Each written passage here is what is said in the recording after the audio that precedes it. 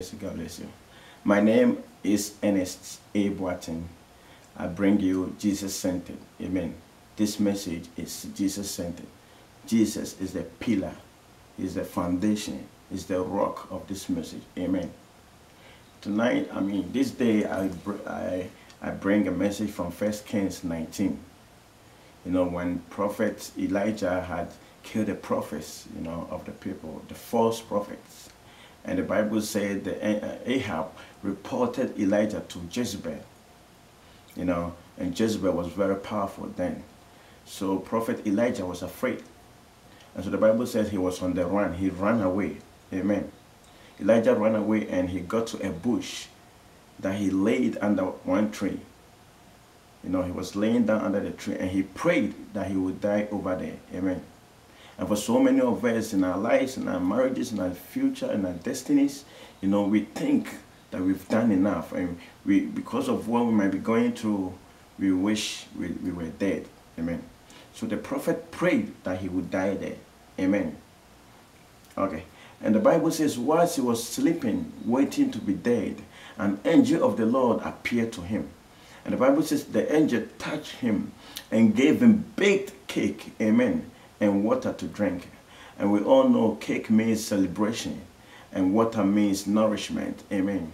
It is my prayer in the name of Jesus that even as you watch this video, may the Lord release his angels concerning you. He said, I will send forth my angels concerning you. Amen. Angels to bring cake, celebration to your life. In that hopeless situation, in that pain, in that poverty, in that frustration, may the Lord bring his angels concerning you. Amen. May he bring a cake to you. May he bring nourishment, water to you. Amen. To quench that thirst. Amen. So the Bible says, when the prophet ate the food, he ate the cake and drank the water, he still slept because he was still waiting to die. And that's the issue with you and I, because of something that we are expecting from God, and because you're not getting it, you think God has not done enough for you. We think God hasn't done enough for us. Because one or two things is not working for us. That is why Satan told God that if you like, cause Job to lose something and see if he does not begin to curse you. Imagine if that was told about you. Satan could have been right. To be alive is the greatest miracle anybody can get. Beloved, I want you to understand. Encourage yourself. Amen. If anybody tells you something to encourage yourself, they don't really feel your pain. But if you are able to encourage yourself, the Bible says David encouraged himself in the Lord. Amen. So David told his spirit in Psalm 103, verses 2, that my soul praise the Lord. And David said, as you are praising the Lord, do not forget all his benefits. Amen. In your poverty, in your shame, in your disgrace, in your persecution, in whatever you might be going through, beloved, if you can forget about what you are going through and just praise the Lord, God will do something for you. Amen.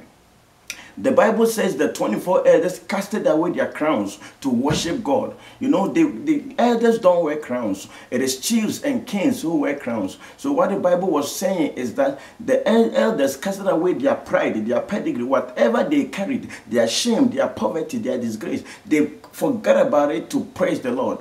Because as you praise God, you do not forget all his benefits. It comes with benefits. It comes with compliments, with prosperity, with salvation, with health, with breakthrough. Amen.